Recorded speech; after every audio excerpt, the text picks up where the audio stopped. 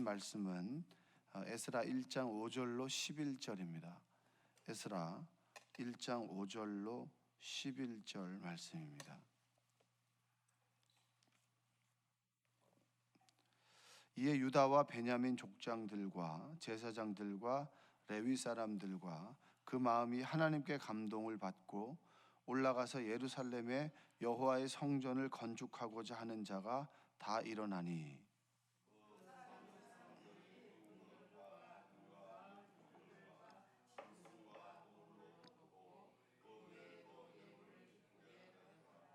고레스 왕이 또 여호와의 성전 그릇을 꺼내니 옛적에 느부갓네살이 예루살렘에서 옮겨다가 자기 신들의 신당에 두었던 것이라.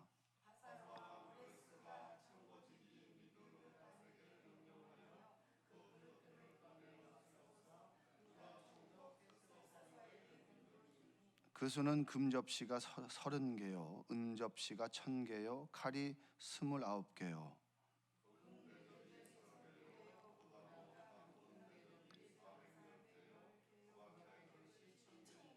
함께 읽겠습니다. 금은 그릇이 모두 5400개라.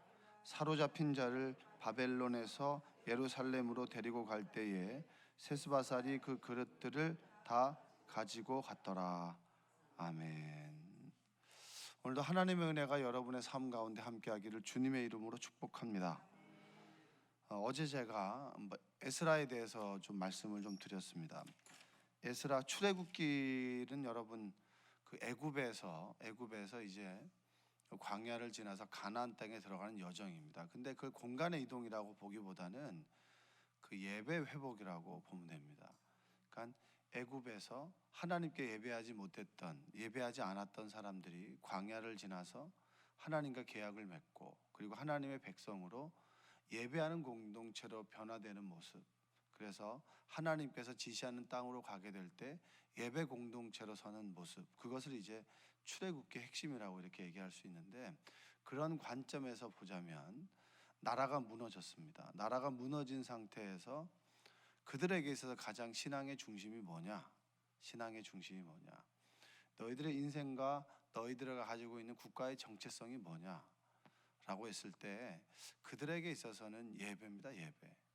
그럼 예배를 드릴 수 있는 공간이 필요합니다. 하나님께서는 예배를 하나님께 지정한 곳에서 드리라고 했기 때문에, 그러면 그들에게서 예배를 드릴 수 있는 공간이 뭐냐라고 했을 때 그 공간은 바로 성전이 되는 겁니다. 뭐가 된다고요? 성전. 여러분, 성전은 굉장히 중요한 의미가 있는 거예요. 많은 사람들이 이제 신약에 오게 되면 우리가 하나님의 성령이 우리 안에 계시기 때문에 사도 바울은 우리 보고 성전이라고 하지 않습니까? 성전을 만들어 가라. 겉으로 보이는 건물이 아니라 너희 자신이 하나님을 모시고 살아가는 성전이다. 그 성전과 성전이 뭐야? 하나님의 나라를 이루어 간다. 이런 개념으로 이야기를 하지만 그들에게 있어서 성전은 굉장히 중요한 거였단 말이에요. 예루살렘 성전이 무너졌을 때 그들은 자신의 그 나라와 모든 것들의 기초가 무너졌습니다. 아브라함을 통해서 그들을 불렀고 지시할 땅으로 가라. 큰 민족을 이루겠다. 그래서 땅과 민족에 대한 약속을 주셨는데 그 민족에 대한 약속은 애굽에서 이루어졌어요. 아이러니하게도. 그러니까 다른 나라 사람들의 노예가 됐을 때 민족이 이루어졌습니다. 그리고 출애굽을 하게 되고 가나안 땅에 가게 됐을 때 비로소 뭐가 이루어졌습니까? 땅에 대한 약속이 이루어졌습니다. 그러니까 민족과 땅, 이들이 민족과 땅을 이루면서 뭘 해야 되느냐? 예배해야 된다는 거죠. 그래서 그들의 삶의 중심에 성막이 있었고, 그 성막이 다윗이라고 하는 그 인물을 통해서 성전으로 바뀌게 됩니다. 그러니까 그들의 모든 신앙의 중심, 그 이스라엘의 중심은 성전이 되는데, 남유다의 마지막 시드기야 때 완전히 뭐가 무너지게 되냐면 이제 성전도 무너지게 되는 거예요. 그럼 그들에게 있어서 하나님을 어떻게 찾느냐? 늘 그들에게 있어서 의문이었습니다. 그래서 다니엘 같은 경우가 하루에 3번씩 어디를 향해서 왔다고? 예루살렘 예루살렘 성전은 무너졌지만 그래도 예루살렘 방향을 향해서 늘 기도했단 말이에요. 그들의 삶의 중심은 성전이었습니다. 무너진 성전. 그랬을 때 하나님께서는 징계와 훈련의 70년의 시간을 마치고 하나님께서 감동을 주었단 말이에요. 고레스를 감동시키고, 그래서 그들에게 조서를 내려서 너희들의 성전을 지어라. 그리고 난 다음에 그때 성전이 무너졌을 때 가져온 기물들을 그대로 내어주는 거예요. 내어주면서 이것들도 가져가라. 원래 너희들 성전에 있었던 것이다. 그래서 고레스를 통해서 하나님께서 하나님을 믿지 않는 고레스의 마음을 감동케 하심을 통해서 성전이 지어진다. 그 성전이 지어질 때 누가 그럼 그 성전을 지었느냐? 이게 중요한 문제 아니겠습니까? 여러분, 교회 일은 어떤 사람들이 하나요? 이 되게 포괄적이잖아요. 모든 사람들이 교회 일을 하면 좋겠죠, 그렇죠? 근데 그건 욕심이에요. 절대 교회 일은 모든 사람들이 하지 않아요. 누가 하냐면 오늘 성경에 보면 이런 얘기가 나옵니다. 5절 한번 볼까요? 5절. 이에 유다와 베냐민 족장들과 제사장들과 레위 사람들과 그 마음이 하나님께 감동을 받고 올라가서 예루살렘의 여호와의 성전을 건축하고자 하는 자가 다 일어나니. 하나님께서 고레스의 마음을 감동케 하셨단 말이에요. 이 고레스도 감동 가운데 응답해 준 거죠. 그러니까 뭐 이걸 제국을 경험한 사람들의 얘기를 들어보면, 이제 공부한 사람들의 얘기를 들어보면 바벨론 같은 경우에는 혼합 정책이었습니다. 그러니까 그 땅에서 사람들을 데리고 와서 타민족을 섞어버리는 거예요. 그러면 만약에 우리나라 사람들을 한민족 하는데, 이제 그걸 역사적으로 캐보면 그 우리의 바람이잖아요, 그렇죠? 우리의 생김새를 보면 도저히 한민족이 아닌 사람이 한민족으로 뭉쳐 있는 경우도 많아요. 그러니까 이 턱이 발달해 있는 사람도 있고, 갸름한 사람도 있고, 다 달라요. 그러니까 한 DNA 가운데 나올 수 없는 여러 가지 모습들이 있단 말이에요. 근데 우리는 한민족이라고 하죠. 우리가 얼마나 많은 수탈을 당했습니까? 수탈을 당했는데 한민족이라고 하는 것은 그건 우리의 정말 이상이고 바람입니다. 똑같이 민족을 섞어버리고 혼혈을 시켜버리면 뭐죠? 정체성이 흐트러지잖아요. 만약에 우리 가정에 한국 사람이 있고 베트남 사람들이 한 가정을 이뤘다라고 합시다. 그럼 축구를 합니다. 축구 한국하고 베트남 할 때 누구를 응원해야 되나요? 베트남 사람도 한국을 응원할까요? 아니죠. 베트남 사람은 베트남 사람을 응원하고, 그건 당연한 거 아닙니까? 한국은 한국 사람을 응원하는 거죠. 근데 한국 사람들인데 이제 지금 이 시국에 일본을 응원한다, 이건 좀 문제가 있는 겁니다. 어려운 시국에서는 한 마음이 되어서 그 국가가 위기를 극복해내도록 해야 되는 것이지, 위기 순간에 리더십을 흔든다거나 그리고 위기 순간에 다른 목소리를 내는 것은 여러분 우리가 좀 생각을 해봐야 되는 문제예요. 그러니까 바벨론 같은 경우에는 혼합 정책이었단 말이에요. 섞었어요. 그래서 정체성을 흐트려 버렸습니다. 근데 페르시아는, 이 페르시아의 정책은 무엇이었냐면, 이 페르시아의 정책은 정치적인 것은 절대 용납할 수가 없어요. 그래서 이 성전을 지으러 가는 사람들을 음해하고 모함할 때 뭐라고 했냐면, 이들은 성벽을 짓습니다라고 해요. 성벽은 정치적인 군사적인 이 보호시설이죠. 그러니까 성벽을 짓습니다라고 해서 성전의 건축이 중단돼 버려요. 그러니까 성전을 짓는다라고 하는 건 정치적인 행위는 허용하지 못하지만 다만 종교는 허용한다. 그래서 나라 사람들로 보내버리는 거예요. 그래서 총독이 관리하면서 종교는 허용해주되 정치적인 행위는 용납 못한다. 왜냐? 바벨론이 그렇게 망했는데, 그러면 페르시아가 다시 그 정책을 답습할 수 없기 때문에 이런 정책을 하는 거예요. 그래서 그 정책이 사람들에게는 페르시아가 식민지를 지배하는 정책이지만, 그 정책을 통해서 하나님은 하나님의 약속을 이루신다는 거예요. 할렐루야. 그러니까 굉장히 이게 오묘한 겁니다. 신앙의 관점으로 볼 때는 고레스가 하나님의 마음에 감동되었지만, 역사적으로 볼 때는 이는 식민지의 정책이 바뀌게 되는 거예요. 그렇게 맞물려 가는 겁니다. 자, 고레스가 하나님의 마음의 감동을, 하나님께 주시는 감동에 의해서 그들에게, 각 민족들에게 종교를 허락해 줬습니다. 그때 누가 가서 지을 거냐는 거예요. 누가 하나님의 일을 하냐는 거죠. 그때 여기서 뭐라고 나옵니까? 유다와 베냐민 지파죠. 그게 바로 남유다 아니겠습니까? 제사장들과 레위 사람 모든 사람들이 하나님의 일에 동참한 게 아니에요. 그 마음이 하나님께 감동을 받은 자들이 일어났다라는 거죠. 여러분, 교회 일은 모두가 하는 것이 아니라, 직분자가 하는 것이 아니라 뭐 신앙이 연륜이 있는 사람들이 하는 게 아니에요. 교회 일은, 하나님의 일은 하나님의 감동을 받는 자들이 하는 겁니다. 할렐루야. 하나님의 감동을 받는 그 감동 앞에서 일어서는 사람들. 나 이거 해야 되는데 라고 놓치는 사람도 있잖아요. 그런데 신앙의 어떤 그 연륜이 있는 사람들, 그리고 하나님의 체험이 있는 사람들은 하나님께서 마음을 주실 때 즉시 일어나서 순종하는 사람들이 있어요. 그런 사람들을 통해서 하나님의 역사를 이루어가는 겁니다. 하나님께 감동을 받은 사람들 하나님께서는 기억하시는 겁니다. 그게 바로 2장의 내용이죠. 2장은 뭐 누구 몇 명, 누구 몇 명, 누구 이게 왜 기록해놨을까요? 수많은 사람들 가운데 하나님을 믿는다라고 스스로를 정의하지만, 그러나 하나님께서 감동을 주실 때 반응하는 사람들이 있다라는 거예요. 그래서 믿음은 반응이에요. 하나님께서 주시는 마음 앞에서 주여 제가 여기 있습니다, 저를 사용해 주시옵소서 라고 반응하는 사람들의 그런 역사가 성경의 역사입니다. 여러분들께서 하나님께서 마음을 주실 때 반응하는 여러분들 되시기 원합니다. 할렐루야. 그래서 유다와 베냐민 족장들과 그리고 제사장들과 레위 사람들이 감동을 받았습니다. 그러니까 하나님을 모르는 정치 지도자였던 일국의 수장이었던 이 고레스와 그리고 감동을 받은 사람들이 합력하여 무엇을 이루어 가시는 겁니까? 하나님의 나라, 일을 만들어 가는 거예요. 그러니까 여러분, 절대 우리는 홀로 하나님의 일을 하는 게 아닙니다.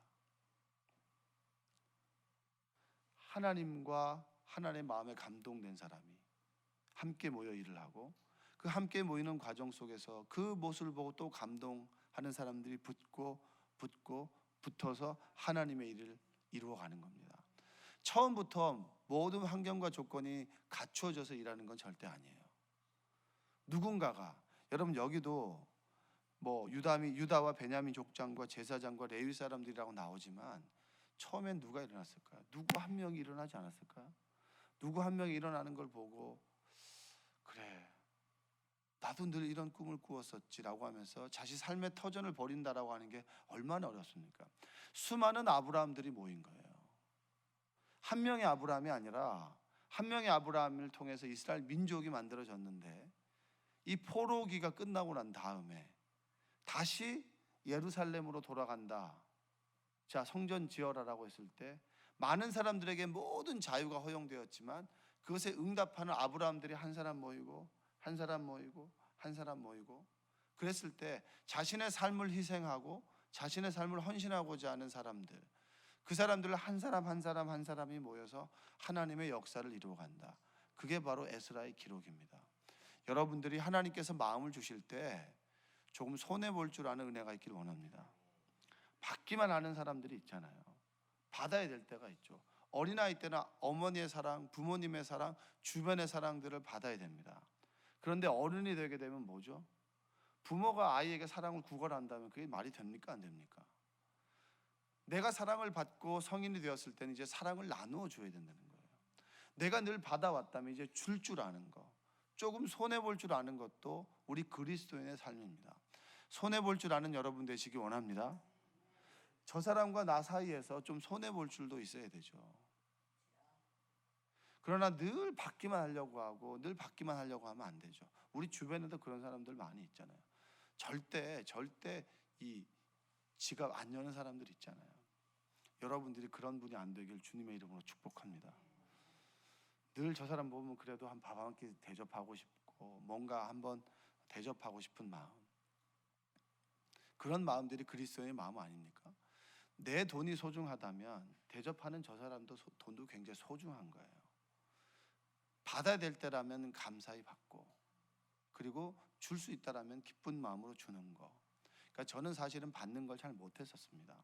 근데 이제 강원도로 첫 목회를 가게 됐을 때 제가 할 수 있는 일이 없었어요. 그러니까 받아야 될 만한 상황에 처하게 된 거죠. 주변에 제가 밭일을 하면서 돈을 벌겠습니까? 뭘 벌겠습니까? 그러니까 받아야 되는 상황 속에 있을 때는 제가 마음을 바꿨어요. 하나님께서 그런 마음을 주시다고 잘 받자, 잘 받고 제대로 쓰자. 그러니까 받을 줄 알고 줄 줄 알고, 줄 때 내가 좀 손해 볼 줄 알아도 줄 수 있는 것. 하나님께서 나에게 무한한 은혜를 줬습니다.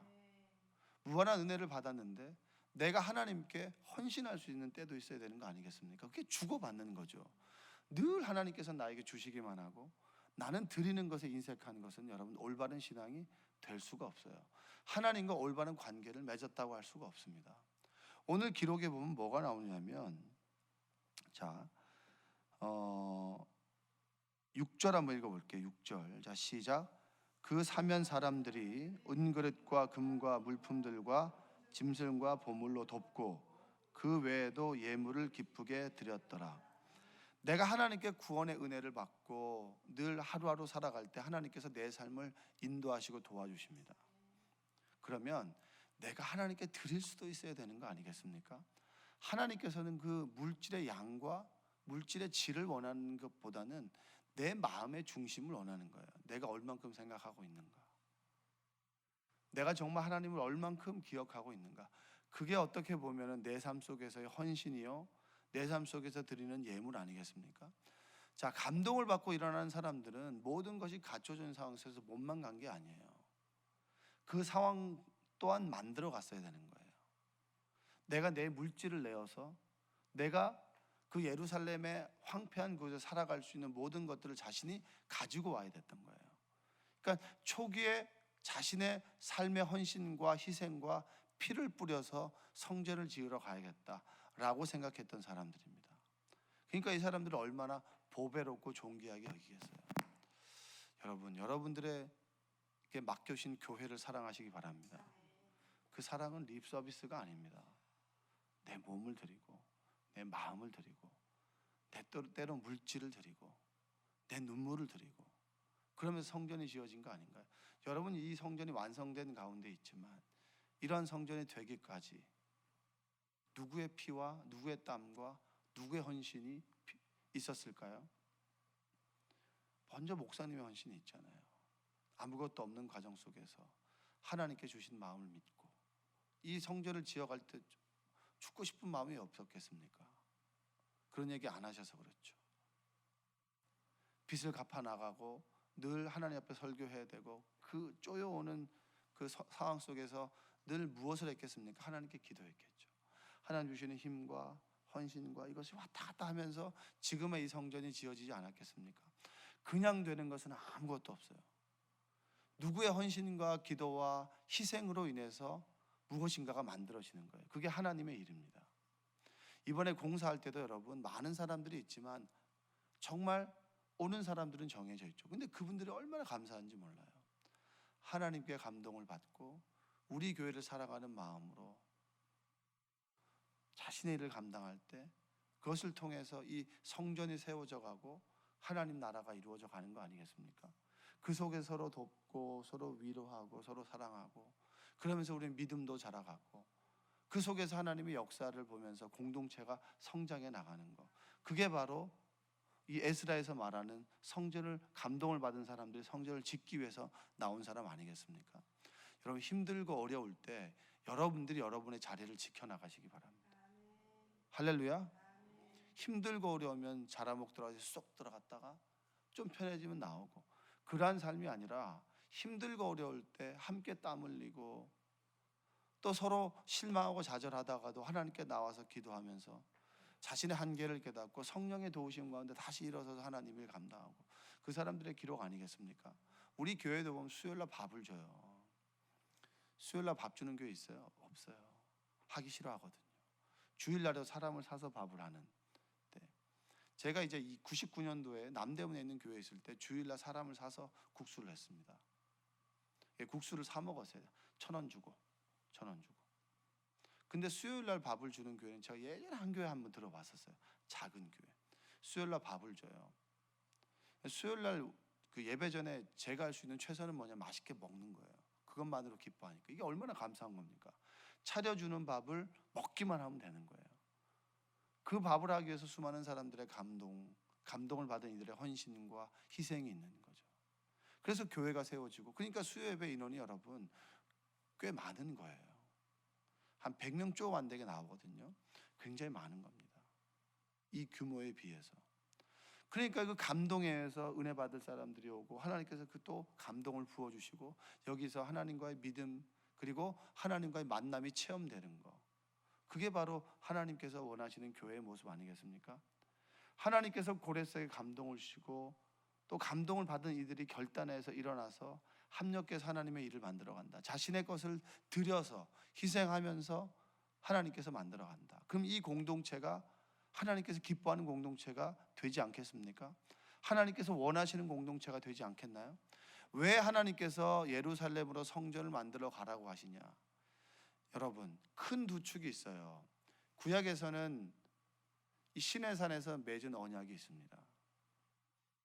시내산에서 제사장 나라가 되고 거룩한 백성이 되겠다라고 하는 제사장 나라가 있고, 신약에 오게 되면 이 제사장 나라가 제사장 나라로 실패한 거예요. 그래서 예수님께서 이 땅에 오시게 되면서 하나님의 나라가 뭐냐? 하나님께서 직접 인간의 몸을 입고 이 땅 위에서 십자가의 길을 걸어가심으로 하나님의 나라는 이렇고 하나님의 법은 이런 것이다라고 하는 것을 손수 보여주신 거예요. 그 두 축 사이에 다시 한번 하나님께서 제사장 나라 실패한 것을 다시 한번 기회를 주시면서, 그래 다시 한번 시작해보자, 다시 한번 제사장 나라를 시작해보자, 하나님을 모르는 사람들의 마다들로서의 삶을 시작해보자, 하나님의 율법을 맡은 자로의 삶을 다시 한번 시작해보자, 다시 한번 무너진 성전을 지어보자 라고 해서 리스타트한 거예요. 그게 바로 포로 후기의 에스라에 대한 이야기입니다. 성전을 이어가는 사람들, 그 성전을 통해서 예배를 회복하는 사람들의 이야기가 에스라의 이야기입니다. 여러분, 포로가 된 사람들을 데리고 가장 먼저 한 것이 성전을 짓는 거예요. 이 의미가 뭡니까? 여러분 삶의 예배를 회복하시기 바랍니다. 할렐루야. 어느 순간 보면 우리가 의식적으로 왔다 갔다 하는 경우가 있어요. 의식적으로 종교 생활을 하는 사람들이 있습니다. 하나님과의 만남을 가져가는 것이 아니라 종교 생활을 하는 사람들이 있어요. 의무적으로. 어느 순간에 내 입술과 내 마음이 정죄하는 입술이 되고 정죄하는 잣대가 되고, 포용하고 사랑하기보다는 사람들을 정죄하는 말씀의 잣대로 비판하고 정죄하는 사람들이 많아요. 여러분, 그 회개하셔야 돼요. 정죄와 비판을 받았다면 우리는 벌써 사망이에요. 하나님께서 우리를 정죄와 비판하십니까? 허물을 덮어주시고 우리를 구원하십니까? 구원하시는 하나님을 만나놓고 정죄와 비판을 한다면 여러분, 그건 회개하셔야 돼요. 여러분에게 회개의 영이 임하기를 주님의 이름으로 축복합니다. 회개할 때 우리의 마음이 말랑말랑해지고 우리의 마음 가운데 하나님의 성령이 임하게 되는 겁니다. 그 중심에 뭐가 있냐면 예배가 있는 거예요. 여러분, 바쁘죠. 분주하죠. 그렇죠? 너무 일이 바빠서 수요예배 못 드릴 수 있습니다. 너무 피곤해서 새벽 예배 못 드릴 수도 있습니다. 그렇다 할지라도 여러분의 삶이 예배 중심이 돼야 돼요. 내 삶의 반경이 성전을 중심으로 해야 돼요. 교회를 중심으로 내 삶의 반경이 꾸려지게 되고 내 마음이 늘 교회에 있어야 돼요. 그래야지 우리의 삶의 중심이 잡혀지게 됩니다. 그걸 회복하라고 말씀하시는 게 바로 에스라입니다. 여러분들이 여러분의 삶의 중심에 예배가 있기를 주님의 이름으로 축복합니다. 예배 감격과 감동이 있기를 원합니다. 여러분, 예배는 설교인가요? 은혜 받았다고 해서 무조건 설교만 있나요? 예배 요소 중에 하나가 설교입니다. 근데 많은 사람들이 설교자에 의해서 은혜를 왔다 갔다 하는 경우가 있어요. 여러분의 사고의 폭을 넓히세요. 설교자에 의해서 은혜가 왔다 갔다 하는 그런 경우도 있겠죠. 물론 준비되지 않은 설교자에게 어떻게 하나님께서 은혜를 주시겠습니까? 그러나 설교자, 찬송, 기도 모든 것들 위해 하나님의 영이 함께함으로 우리의 마음을 감동시키시고 우리의 삶이 변화된다는 거예요. 무슨 말인지 몰라. 그러나 하나님께서 한 단어에 내 삶을 변화시킬 수도 있다는 거죠.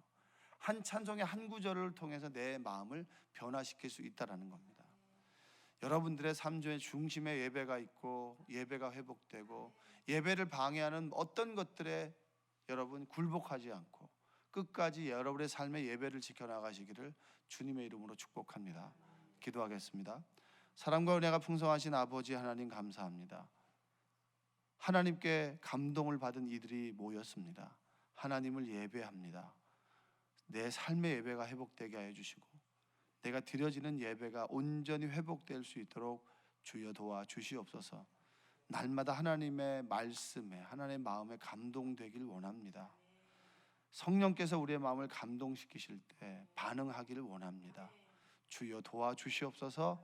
오늘 하루도 온전하게 하나님께 맡겨오니 우리의 삶을 인도하여 주옵소서. 예수님의 이름으로 기도합니다.